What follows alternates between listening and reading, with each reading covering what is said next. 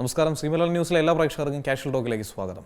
അപ്പോൾ നിലവിൽ കേരളത്തിൽ ചർച്ചയായിക്കൊണ്ടിരിക്കുന്ന ഒരു വിഷയം, അതായത് തിരഞ്ഞെടുപ്പ് കഴിഞ്ഞ് ഫലം വന്നു, പുതിയ മുഖ്യമന്ത്രി അധികാരത്തിലെത്തി, ഒരു മാസം പിന്നിടുന്നു, പല പ്രഖ്യാപനങ്ങളുമായി ജനങ്ങളെ കയ്യിലെടുക്കുന്നു പുതിയ സർക്കാർ. അതിനിടയിലും LDFിനുള്ളിൽ ഇപ്പോഴും ആശങ്ക, പലതരത്തിലുള്ള സംശയങ്ങൾ അത് പുകയുകയാണ്. പരാജയം പൂർണ്ണമായി അംഗീകരിക്കാൻ LDFിന് കഴിയാതെ വരുന്ന ഒരു സാഹചര്യമാണ്.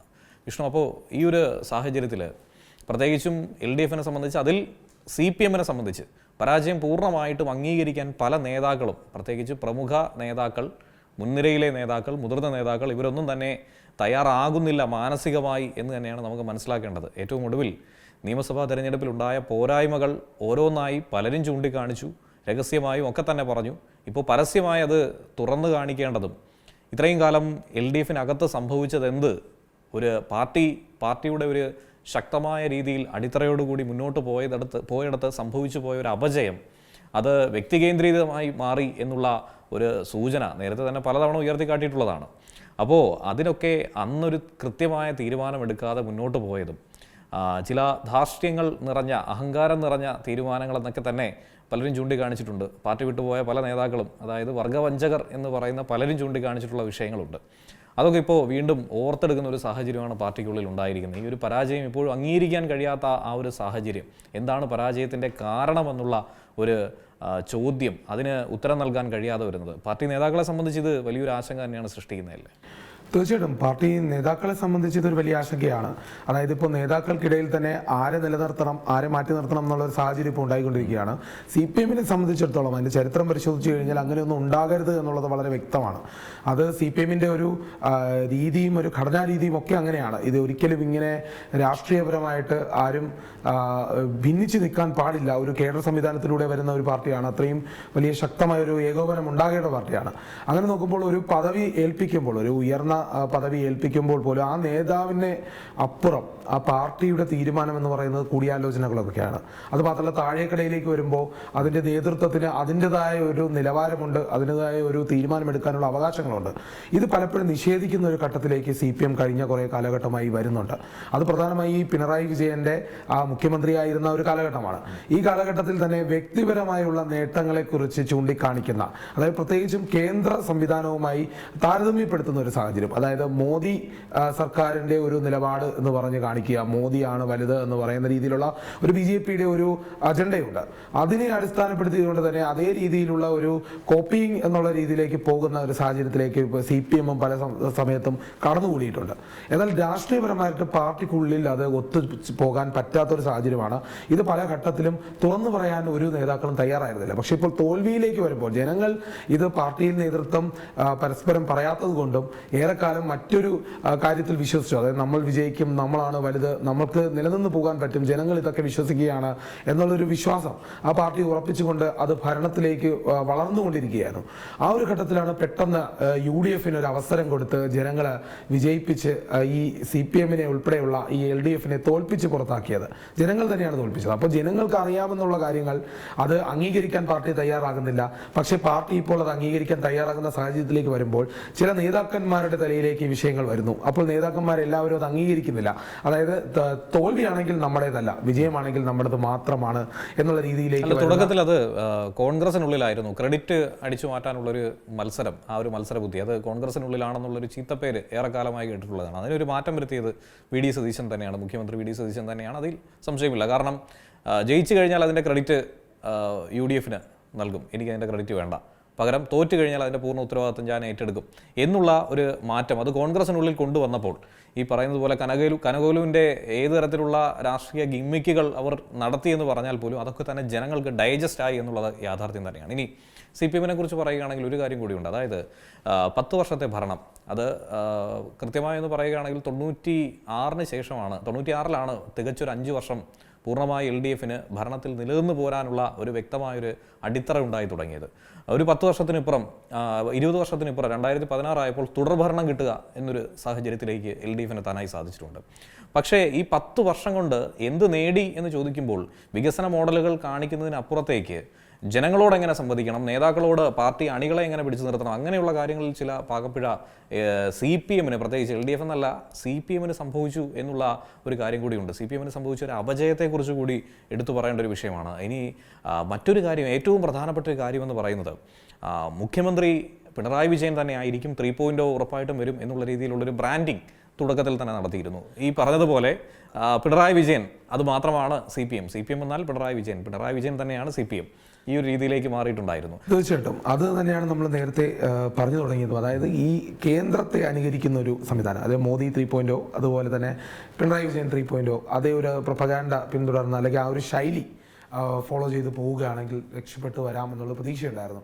പക്ഷേ ഈ കാലഘട്ടത്തിൽ കുറച്ചു കാലം മുമ്പ് തന്നെ ഈ തദ്ദേശ തെരഞ്ഞെടുപ്പുകളായാലും അതോടൊപ്പം തന്നെ നമ്മുടെ ലോക്സഭാ തെരഞ്ഞെടുപ്പിലും വ്യക്തമായ ഒരു സൂചന, ആ തെരഞ്ഞെടുപ്പുകളിലെല്ലാം കൃത്യമായി ജനങ്ങൾ കാണിച്ചു കൊടുത്തു, ഇത് ഇങ്ങനെയാണ്, ഇങ്ങനെ നിങ്ങൾ ഈ രീതിയിൽ തുടരുകയാണെങ്കിൽ CPM അല്ല ആരായാലും ഭരിക്കുന്നത് നേരെയല്ലെങ്കിൽ ജനങ്ങൾ പുറത്താക്കുമെന്ന്. അത് ആ നേരം അത് മനസ്സിലാക്കുന്നതിന് പകരം അവർ നിശ്ചയിച്ച ഒരു കാര്യം എന്ന് പറയുന്നത്, ഒരു തെരഞ്ഞെടുപ്പ് വരുമ്പോൾ അതിൻ്റെ ഒരു ശൈലി ഇതാണ്. തദ്ദേശ തെരഞ്ഞെടുപ്പ് വരുമ്പോൾ അതിന് BJPക്ക് കുറേ മുൻതൂക്കമുള്ള സ്ഥലങ്ങളുണ്ട്, അതോടൊപ്പം തന്നെ തദ്ദേശീയമായ നേതാക്കൾക്ക് പ്രാധാന്യമുണ്ട്. ഇങ്ങനെ ഒരു ന്യായീകരണം പലയിടത്തും ഉണ്ടായി.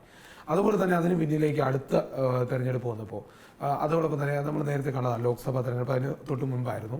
അതിലും അതായത് കേന്ദ്രത്തിലേക്ക് പോകാൻ മാത്രം CPM ഇപ്പോൾ സജ്ജമല്ല, അതുകൊണ്ട് കോൺഗ്രസിന് വോട്ടുകൾ ലഭിക്കുന്നു എന്നുള്ള അങ്ങനെയുള്ള ന്യായീകരണങ്ങളൊക്കെ പലയിടത്തുനിന്നും പൊന്തി വന്നിട്ടുണ്ട്.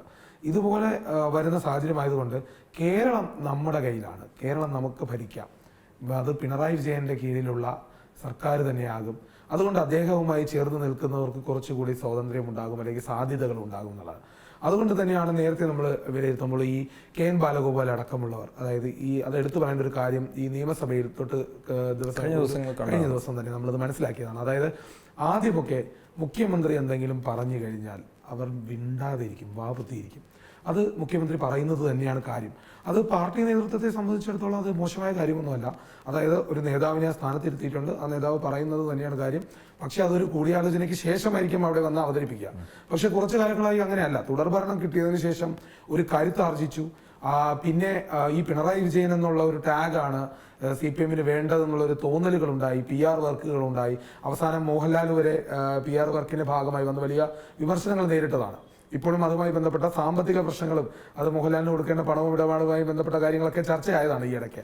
അപ്പോൾ അങ്ങനെ പോകുമ്പോൾ ഈ രാഷ്ട്രീയം ഈ രീതിയിലേക്ക് മാറണം എന്നുള്ളൊരു ഒരു പുതിയ രീതിയിലേക്ക് പോകണം എന്നുള്ളൊരു ചിന്ത CPM-നും പല സാഹചര്യത്തിലും ഉണ്ടാകും. CPM-ന്റെ അല്ല, CPM-ലെ ചില നേതാക്കൾ അടിച്ചേൽപ്പിക്കുന്നതാണ്. അങ്ങനെ നോക്കുമ്പോൾ പിണറായി വിജയൻ പറയുന്ന ഒരു കാര്യം അത് അംഗീകരിക്കുക എന്നുള്ള സാഹചര്യത്തിലേക്ക് വന്നു. പക്ഷേ ഇപ്പോൾ ഭരണം കയ്യിൽ നിന്ന് പോയി, നേതാക്കന്മാരുടെ അല്ല തെറ്റ് എന്ന് ചൂണ്ടിക്കാണിച്ചാൽ പോലും ഉള്ളിൻ്റെ ഉള്ളിൽ ഓരോരുത്തർക്കും അറിയാം ആരൊക്കെയാണ് ഇതിൻ്റെ കാരണക്കാർ, ആരൊക്കെയാണ് ഇതിൻ്റെ പിന്നിൽ.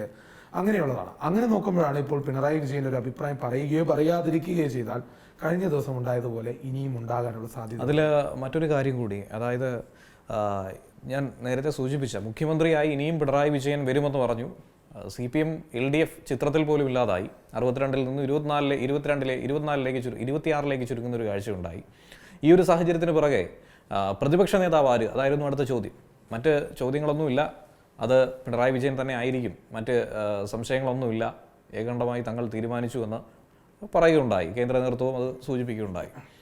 ഇതിന് പിന്നാലെ പല രീതിയിലുള്ള അമർഷം പലയിടത്തും പോഞ്ഞിട്ടുണ്ടായിരുന്നു. അത് പാർട്ടിക്കുള്ളിൽ തന്നെ പ്രകടമായിട്ടുണ്ടായിരുന്നു. യുവ നേതാക്കളൊക്കെ തന്നെ ഇതിനെ ശക്തമായി എതിർക്കുന്ന ഒരു സാഹചര്യം. അത് ഇത്രയും ദിവസം പുറത്തു വന്നില്ലെങ്കിൽ പോലും ഇപ്പോൾ ആ ഒരു അഭിപ്രായം പുറത്തു വന്നിട്ടുണ്ട്. കാര്യം 26-27 ദിവസങ്ങളിൽ നടന്ന പോളിറ്റ് ബ്യൂറോ യോഗത്തിൽ ഒരു തിരുത്തൽ രേഖ, അത് ഒരു 10-15 വർഷത്തിനിടയിൽ ആദ്യമായിട്ടാണ് അത്തരം ഒരു നടപടിയിലേക്ക് CPM തന്നെ കടക്കുന്നത്. അതിലൊക്കെ ഇപ്പോൾ നമുക്ക് മനസ്സിലാക്കാനായി സാധിക്കുന്നത് MA ബേബിയുടെ നേതൃത്വത്തിൽ ഇപ്പോൾ പുതിയൊരു ശക്തിയായി, പുതിയൊരു ഗ്രൂപ്പായി CPM-നുള്ളിൽ ഒരു വിഭാഗീയത തലപൊക്കുന്നു എന്നുള്ളതാണ്. നമ്മൾ അച്യുതാനന്ദനും പിണറായി വിജയനും തമ്മിൽ എങ്ങനെ ആയിരുന്നു എന്നുള്ളത് കണ്ടതാണ്. ആ കാലഘട്ടത്തെ പോര് കണ്ടതാണ്. അത് ഈ പറഞ്ഞതുപോലെ കാലം കാത്തുവെച്ച കാവ്യനീതി എന്ന് പറയുന്നത് പോലെ തന്നെ ഇത് ഡെമോക്രസിൻ്റെ തലയ്ക്ക് മുകളിൽ നിൽക്കുന്ന വാള് പോലെ പിണറായി വിജയന് മേലിൽ നിൽക്കുകയാണ്. പിണറായി വിജയനെതിരായിട്ടാണ് ഈ ഒരു ഗ്രൂപ്പ് തുടങ്ങിയിരിക്കുന്നത്. അതിൽ രസകരമായിട്ട കാര്യം എന്തെന്ന് ചോദിച്ചു കഴിഞ്ഞാൽ സ്വരാജ് അടക്കമുള്ള നേതാക്കൾ, അതുപോലെ പുത്രത്ത് ദിനേശൻ അടക്കം ഫേസ്ബുക്കിലൂടെ കഴിഞ്ഞ ദിവസം ഒരു കുറിപ്പ് പങ്കുവച്ചിട്ടുണ്ടായിരുന്നു. എന്താണ് തങ്ങൾക്ക് സംഭവിച്ചത്, നിയമസഭാ തിരഞ്ഞെടുപ്പിൽ തോൽവിക്കുണ്ടായ കാരണങ്ങൾ അക്കമിട്ട് പറയുന്നുണ്ട്, കൃത്യമായി തന്നെ പറയുന്നുണ്ട്. വ്യക്തമായ വിശകലനം നടത്താനായി തയ്യാറാകുന്നുണ്ട്. അത് വലിയൊരു പോസിറ്റീവായിട്ടുള്ളൊരു ചേഞ്ചായിട്ട് തന്നെ CPM-നെ സംബന്ധിച്ച് നമുക്ക് വിലയിരുത്താവുന്നതാണ്. എന്നിരുന്നാലും അത് പൂർണ്ണമല്ല എന്നുള്ള കാര്യം കൂടി മനസ്സിലാക്കേണ്ടതുണ്ട്. ജനങ്ങൾക്കിടയിലുണ്ടായ അഭിപ്രായ വ്യത്യാസങ്ങൾ അത് കേൾക്കാനും അത് പരിഹരിക്കാനും പാർട്ടി തയ്യാറായിട്ടില്ല. രണ്ടാമതായി പറയുന്നത്, പാർട്ടിക്കുള്ളിൽ നടക്കുന്ന നേതാക്കൾക്കുണ്ടാകുന്ന അതൃപ്തി അത് പുറത്ത് പരസ്യപ്പെടുത്തിയിട്ട് പോലും അതിനെ അംഗീകരിക്കാനോ അതിനെ കേൾക്കാനോ തയ്യാറായിട്ടില്ല. ഇതൊക്കെ തന്നെയാണ്, കേൾക്കാൻ തയ്യാറാകാത്തത് തന്നെയാണ് ഏറ്റവും പ്രധാനമായി പാർട്ടിക്ക് തിരിച്ചടി ഉണ്ടായിട്ടുള്ളത് എന്നുള്ള കൃത്യമായ നിരീക്ഷണം പാർട്ടി നേതാക്കൾ തന്നെ മുന്നോട്ട് വയ്ക്കുന്നുണ്ട്. അപ്പോൾ ഈ പറഞ്ഞതുപോലെ ഒരു കാര്യം കൂടി, M. സ്വരാജുണ്ട്, ഈ പറഞ്ഞതുപോലെ ഉത്തരത് ദിനേശനുണ്ട്, MA ബേബിയുടെ നേതൃത്വത്തിലാണെന്ന് പറയുന്നുണ്ട്. എന്നാൽ പിന്നിൽ നിന്ന് ശക്തമായി തന്നെ പിന്തുണ നൽകുന്ന നേതാക്കളുണ്ട്. അതാണ് ഏറ്റവും രസകരമായിട്ടുള്ളൊരു കാര്യം. ഞാൻ തുടക്കത്തിൽ സൂചിപ്പിച്ചൊരു കാര്യം എന്ന് പറയുന്നത് EP ജയരാജനുണ്ട്. കണ്ണൂർ ലോബി എന്ന് നമ്മൾ വിശേഷിപ്പിച്ചിട്ടുണ്ടായിരുന്നു. അപ്പോൾ കണ്ണൂരിലെ ചന്താരകമായിട്ടുള്ള PJ-യും അതുപോലെ EP ജയരാജനും മറ്റ് PK ശ്രീമതിയും ഒക്കെ തന്നെ ഇതിന് പിന്തുണ നൽകുന്നു എന്നാണ് പറയുന്നത്. അതിൽ ശ്രദ്ധേയമായിട്ട് നമ്മൾ പറയുന്നത്, പിണറായി വിജയൻ തന്നെ നേരിട്ട് കടക്കൽ കത്തിവെച്ചിട്ടുള്ളതാണ് P. ജയരാജനെ കുറിച്ചുള്ള കാര്യം. നമുക്കറിയാവുന്നതാണ്, ജില്ലാ സെക്രട്ടറിയായി നിന്ന സമയത്ത് വടകരയിൽ മത്സരിപ്പിക്കാനായി ഇറക്കി. അന്ന് അവിടെ നിർത്തി മുരളീധരനോട് പരാജയപ്പെടുത്തി എന്ന് തന്നെയാണ് ഈ ഒരു അവസരത്തിൽ വിശേഷിപ്പിക്കേണ്ടത്. കാര്യം അത് ആദ്യമായിട്ടുള്ളൊരു സംഭവമല്ല. കഴിഞ്ഞ തിരഞ്ഞെടുപ്പിൽ നമ്മൾ ഷൈല ടീച്ചറിൻ്റെ അവസ്ഥ നമ്മൾ കണ്ടതായിരുന്നു. വളരെ വ്യക്തമായ ഭൂരിപക്ഷത്തിൽ, ഏറ്റവും റെക്കോർഡ് ഭൂരിപക്ഷത്തിൽ ജയിച്ച ഒരു MLA ഇത്തവണ പരാജയ സാധ്യതയുള്ള പേരാവൂരിൽ ഇതിനു മുൻപേ പരാജയപ്പെട്ടിട്ടുള്ളതാണ്. അപ്പോൾ ഉറപ്പായിട്ടും പരാജയപ്പെടുത്തണം എന്നുള്ള രീതിയിൽ അവിടെ കൊണ്ട് ചാവേറായിട്ട് കൊടുക്കുകയായിരുന്നു. അത്തരത്തിലൊരു നീക്കം തന്നെയായിരുന്നു നേരത്തെ ആരോടും കാട്ടിയിട്ടുള്ളത്. ഇതിൻ്റെ ഒരു വ്യക്തമായൊരു ഫോർമുല വടകരയിൽ നമ്മൾ കണ്ടതായിരുന്നു ആ ലോക്സഭാ തെരഞ്ഞെടുപ്പിൽ. അതിനുശേഷം അദ്ദേഹത്തിൻ്റെ ജില്ലാ സെക്രട്ടറി സ്ഥാനം പോവുകയുണ്ടായിരുന്നു. പിന്നീട് ഖാദി ബോർഡിൽ പേരിന് വേണ്ടി അദ്ദേഹത്തെ കുറച്ച് നാൾ അവിടെ ഇരുത്തി എന്നുള്ളതല്ലാതെ PJ-യെ വെട്ടി ഒതുക്കി ഒരു മൂലയ്ക്ക് ഇരുത്തുന്ന ഒരു കാഴ്ചയായിരുന്നു നമ്മൾ കണ്ടത്. അതുപോലെ തന്നെ വ്യക്തി ആരാധന പാടില്ല എന്നുള്ളത് പറഞ്ഞത് പിണറായി വിജയനാണ്. വ്യക്തി ആരാധന പാടില്ല എന്നുള്ളത് അതേ പിണറായി വിജയനെ തന്നെ പിന്നീട് സൂര്യനെ പോലെ വിളങ്ങുന്ന കത്തിപ്പോകുന്ന ഇനി അതുപോലെ തന്നെ ഈ കപ്പലിനൊരു ക്യാപ്റ്റൻ ഉണ്ടെന്ന് വീണ പറഞ്ഞിട്ടുണ്ടായിരുന്നു. അതുപോലെ കാരണഭൂതൻ എന്ന് പറഞ്ഞ് വിശേഷിപ്പിച്ചിട്ടുണ്ടായിരുന്നു. ഇതൊക്കെ തന്നെ വെറും അവനവന്റെ കാര്യം വരുമ്പോൾ നമ്മൾ ഒരു പഴഞ്ചൊല്ല് പറയാറുണ്ട്, ആശാന് അടുപ്പിലും ആവാം എന്ന് പറയാറുണ്ട്. അത്തരത്തിലാണ് CPM-നുള്ളിൽ പിണറായി വിജയന്റെ ഒരു നീക്കം എന്ന് പറയുന്നത്. അത്തരത്തിലുള്ള നീക്കങ്ങൾ അത് ജനങ്ങൾ സാരമായി കണ്ടിട്ടുണ്ട്. അതിനുള്ളൊരു തിരുത്തലിനുള്ള ഒരു അവസരം കൊടുത്തിട്ടുണ്ടായിരുന്നു. അതായിരുന്നു രണ്ടാം പിണറായി സർക്കാർ. എന്നാൽ ആ അവസരം അത് തങ്ങളുടെ ഒരു ഭാഗ്യമാണ് എന്ന് ഭാഗ്യമായി കിട്ടിയതാണ്, അതോടൊപ്പം ചില സാഹചര്യങ്ങൾ മൂലം ഉണ്ടായതാണ് എന്ന് മനസ്സിലാക്കാതെ തങ്ങളെ ജനങ്ങൾക്ക് വളരെ ഇഷ്ടമാണ്, അതുകൊണ്ട് തന്നെയാണ് വീണ്ടും ജയിച്ചത്, ഇനിയും അതുപോലെ തന്നെ ആയിരിക്കും, ഞാൻ മുഖ്യമന്ത്രിയാണ്, എന്നെ ജനങ്ങൾക്ക് ഇഷ്ടമാണ് എന്നുള്ള ആ ഒരു തീരുമാനം, ആ ഒരു ചിന്താഗതി തെറ്റായ ചിന്താഗതി തന്നെയായിരുന്നു. ഉറപ്പായിട്ടും ജനങ്ങൾ ഒരാളിൽ മാത്രം ആശ്രയിച്ച് അല്ല മുന്നോട്ട് പോകുന്നതെന്നുള്ളത് മനസ്സിലാക്കണം. കഴിഞ്ഞ ആ ഒരു 10 വർഷ കാലയളവില് അത് ഭരിക്കുന്ന സമയത്ത് മുഖ്യമന്ത്രി എന്ന് പറയുന്നത് ഭയക്കേണ്ട ആളാണെന്നുള്ള ഒരു രീതിയിൽ ഒരു മാറ്റം സൃഷ്ടിക്കാനുള്ള ശ്രമം നടന്നിട്ടുണ്ട് പല ഘട്ടത്തിലും. ഇപ്പം മൈക്കിനെ പേടിപ്പിക്കുക എന്നുള്ള രീതിയിലുള്ള സാഹചര്യങ്ങളെല്ലാം ഉണ്ടായിട്ടുണ്ട്. അതോടൊപ്പം തന്നെ ചിരിക്കാത്ത മുഖ്യമന്ത്രി, മാത്രമല്ല മുഖ്യമന്ത്രിയുടെ മുഖത്ത് നോക്കി സംസാരിക്കാൻ ധൈര്യമില്ല ആർക്കും. അത് രാഷ്ട്രീയപരമായിട്ടുള്ള ഒരു വലിയ വിമർശനങ്ങളെല്ലാം നേരിടുമ്പോൾ പോലും മുഖ്യമന്ത്രി ഒരു ശക്തനായ നേതാവാണ് എന്നുള്ള രീതിയിലേക്ക് അവരതിനെ വ്യാഖ്യാനിക്കാൻ ശ്രമിച്ചു. പക്ഷേ പ്രതിപക്ഷം അതിനെ കളിയാക്കിയത് ഭയം കൊണ്ടാണ്, പിണറായി വിജയന് വലിയ ഭയമാണെന്നുള്ള അടക്കമുള്ള കാര്യങ്ങൾ. അതിനിടയിൽ മൂന്നാം മുന്നണി എന്ന് പറയുന്നത് നമ്മുടെ NDA, അതിൽ BJP വലിയൊരു പങ്ക് വഹിക്കുന്നുണ്ട്. അപ്പോൾ BJPയും അത്തരത്തിലുള്ള ഒരു രാഷ്ട്രീയ നീക്കങ്ങൾ പലയിടത്തും നമുക്ക് കാണാൻ കഴിഞ്ഞിട്ടുണ്ട്. അതായത് ഈ വീണ ടീയുമായി ബന്ധപ്പെട്ട കാര്യങ്ങൾ, വിവാദങ്ങൾ, അതുമായി ബന്ധപ്പെട്ട ഉള്ള കരുവന്നൂർ ബാങ്ക് വിഷയമൊക്കെ ഇതിപ്പോൾ എങ്ങോട്ട് മാഞ്ഞുപോയി എന്നുള്ളൊരു ചോദ്യം വരെ വരുന്ന സാഹചര്യത്തിലേക്ക് വന്നിരിക്കുകയാണ്. അപ്പോൾ എവിടെയൊക്കെയോ ആരൊക്കെയോ എന്തൊക്കെയോ മറയ്ക്കാൻ ശ്രമിക്കുന്നു, ഏതൊക്കെയോ തരത്തിൽ രാഷ്ട്രീയം കളിക്കുന്നു എന്നൊക്കെ ജനങ്ങൾക്ക് പൊതുവായി അറിയാം. അതിനിടയിൽ കൂടിയാണ് ഈ ഒരു വിശ്വാസം, ആ ധാർഷ്ട്യത്തിലെ ഒരു വിശ്വാസം ഉറപ്പിച്ചുകൊണ്ട് ഭരണത്തിലേക്ക് വരുന്നുള്ള ഒരു നടത്ത തുടങ്ങിയത്. പക്ഷേ പിന്നീട് ആലോചിച്ചത് ഈ പിണറായി വിജയനെതിരെയുള്ള വിമർശനങ്ങൾ തെരഞ്ഞെടുപ്പ് കാലഘട്ടത്തിലേ തുടങ്ങി എന്നുള്ളതാണ്. തെരഞ്ഞെടുപ്പിന് മുൻപ് തന്നെ പല സമ്മേളനങ്ങളും പലയിടങ്ങളിലുമെല്ലാം ഈ വിമർശനങ്ങൾ ഉയർന്നു എന്നുള്ള വാർത്തകൾ പുറത്തു വന്നു. പക്ഷേ അതൊന്നും പാർട്ടി അംഗീകരിച്ചില്ല, പരസ്യമായി പറയാൻ ആരും ധൈര്യപ്പെട്ടില്ല. പക്ഷേ എവിടെയൊക്കെയോ വിമർശനങ്ങളുണ്ട്, അതെല്ലാം മാധ്യമ സൃഷ്ടിയാണെന്ന് വരുത്തി തീർക്കാനുള്ള ശ്രമം നടന്നു. പക്ഷേ ഇതേ വിമർശനങ്ങൾ കുറച്ചുകൂടി ശക്തമായി തുറന്നു പറയാനുള്ള ഒരു ശ്രമം പാർട്ടിക്കുള്ളിലുണ്ടായി. പിന്നീട് തോൽവി സംബന്ധിച്ചതോടെ പിന്നെ അത് എളുപ്പമായി മാറി. ഇപ്പോൾ ഘടകകക്ഷികൾക്കുള്ളിൽ പോലും ഈ നിമിഷം വലിയ രീതിയിലുള്ള ഒരു അഭിപ്രായ വ്യത്യാസമുണ്ട്. അവർ പറയുന്നത്, ഘടകകക്ഷികൾ പറയുന്നത് എന്തുകൊണ്ടൊരു വിശകലനം നടത്തുന്നില്ല, തോൽവിയെക്കുറിച്ചുള്ള വിശകലനം നടത്താത്തത് ഈ പാർട്ടിക്കുള്ളിലുള്ള ഒരു ഭിന്നത കൊണ്ട് തന്നെയാണ്. അത് ഒരു ഒത്തുതീർപ്പിലേക്ക് എത്താൻ സാധിക്കാത്തത് കൊണ്ട് ഇനി അങ്ങോട്ട് ഒരു തീരുമാനത്തിലേക്ക് എത്താൻ കഴിയുന്നില്ല എന്നുള്ളൊരു ആക്ഷേപമുണ്ട്. അതായത് ഒരു പ്ലീനം വേണം എന്ന് പറയുന്നുണ്ട്. അത് ഒരു കൂട്ടമായ ഒരു സമ്മേളനം ഉണ്ടാകണം, അതുമായി ബന്ധപ്പെട്ട ചർച്ചകൾ ഓഗസ്റ്റിലേക്ക് വരും എന്ന് പറയുന്നുണ്ട്. പക്ഷെ അതിലൊക്കെയും എന്തൊക്കെ ന്യായീകരിച്ചാലും ഈ ഇത്രയും തെരഞ്ഞെടുപ്പ് കഴിഞ്ഞു, പുതിയ മുഖ്യമന്ത്രി വന്നു, അവിടെ എല്ലാം പല കാര്യങ്ങളും ചെയ്തു തുടങ്ങി, രാഷ്ട്രീയപരമായുള്ള നീക്കങ്ങൾ ഉൾപ്പെടെ വന്നു തുടങ്ങി. ആ ഘട്ടത്തിൽ പോലും പാർട്ടിക്കുള്ളിലെ പ്രശ്നങ്ങൾ പരിഹരിക്കാൻ സാധിച്ചിട്ടില്ല. നേതാക്കന്മാർക്ക് അവർക്ക് ക്രെഡിറ്റ് മാത്രം എടുക്കാനുള്ള ധൈര്യം മാത്രമേ ഉള്ളൂ. അതായത് തോൽവിയാണ് ഞങ്ങളുടെ ഭാഗത്തുനിന്നുണ്ടായത് എന്ന് അംഗീകരിക്കാൻ കഴിയുന്നില്ല. എം.വി. ഗോവിന്ദൻ എന്നുള്ളൊരു വ്യക്തി, അദ്ദേഹത്തെ എടുത്തു പറയുകയാണെങ്കിൽ തീർച്ചയായിട്ടും അദ്ദേഹത്തിൻ്റെ പല സമയത്തുള്ള അഭിപ്രായങ്ങളും എല്ലാം ശ്രദ്ധിക്കുമ്പോൾ അറിയാം അതൊരു പിണറായി വിജയൻ എന്നുള്ള വ്യക്തി കേന്ദ്രീയമായ ഉള്ള ഒരു അഭിപ്രായം. അത് നേരത്തെ തന്നെ സൂചിപ്പിച്ചിട്ടുള്ളതാണ്. ഒരു തികഞ്ഞ പരാജയമാണ് പാർട്ടി സെക്രട്ടറി എന്നുള്ളത്. കാരണം പാർട്ടി എന്ന് പറയുന്നത്, കമ്മ്യൂണിസ്റ്റ് ചരിത്രം പരിശോധിക്കുകയാണെങ്കിൽ പാർട്ടി എന്ന് പറയുന്നത്, പാർട്ടി സെക്രട്ടറി എന്ന് പറയുന്നത് എപ്പോഴും ഒരു തിരുത്തൽ ശക്തിയായി നിലകൊള്ളേണ്ടതാണ്.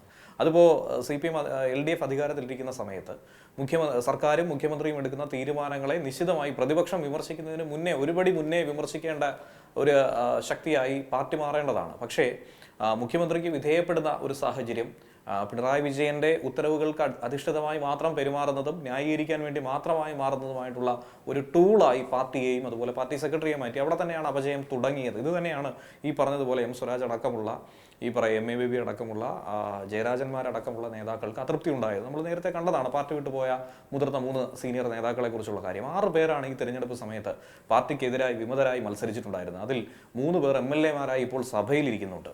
മുഖ്യമന്ത്രിക്ക് നേരെ നിന്ന് സംസാരിക്കുന്ന സ്പീക്കർ അടക്കം, പ്രോടൈം സ്പീക്കർ അടക്കം ഇത്തരത്തിൽ എത്തിച്ചേർന്നവരാണ്. അപ്പോൾ ഇത് എന്തുകൊണ്ട് തിരിച്ചറിയുന്നില്ല എന്നുള്ളൊരു ചോദ്യം കൂടിയാണ് ഈ ഒരു സാഹചര്യത്തിൽ മുതിർന്ന നേതാക്കളടക്കം ചൂണ്ടിക്കാണിക്കുന്നത്, അതുപോലെ യുവ നേതാക്കളടക്കം ചൂണ്ടിക്കാണിക്കുന്നത്. അതിന് വ്യക്തമായൊരു പരിഹാരം നിർദ്ദേശിച്ചിട്ടില്ല, വ്യക്തമായൊരു പരിഹാരത്തിലേക്ക് കടക്കാൻ കഴിയുന്നില്ല എന്നുണ്ടെങ്കിൽ ഉറപ്പായിട്ടും ഇനി മുന്നോട്ട് എത്ര കാലം എന്നുള്ള ഒരു ചോദ്യം മാത്രമാണ്. നമുക്കറിയാം കനൽ ഒരു തരി മതി എന്ന് പറഞ്ഞിരുന്നു ഇത്രയും കാലം. ഇപ്പോൾ ഇന്ത്യയിലെങ്ങും ആ ഒരു തരിയില്ലാത്തൊരു സാഹചര്യത്തിലേക്ക് പോവുകയാണ്.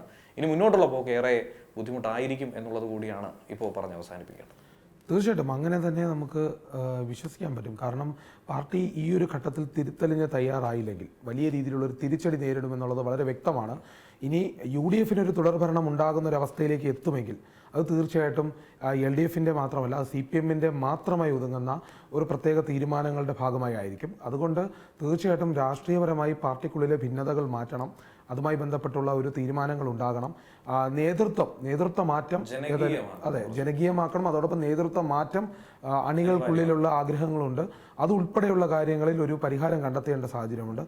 അങ്ങനെയാണെങ്കിൽ പൂർണ്ണമായും ഈ ഒരു സാഹചര്യത്തിൽ നിന്നും CPM-ന് കരകയറാൻ കഴിയും. ശരി, വളരെ അടുത്ത ദിവസം മറ്റൊരു വിഷയവുമായി വീണ്ടും കാണുന്നവരെ നന്ദി, നമസ്കാരം. ഏറ്റവും പുതിയ വാർത്തകളും വിശേഷങ്ങളും വിരൽത്തുമ്പിലറിയാൻ Zee മലയാളം ന്യൂസ് എല്ലാ ഡിജിറ്റൽ പ്ലാറ്റ്ഫോമുകളിലും ലഭ്യം.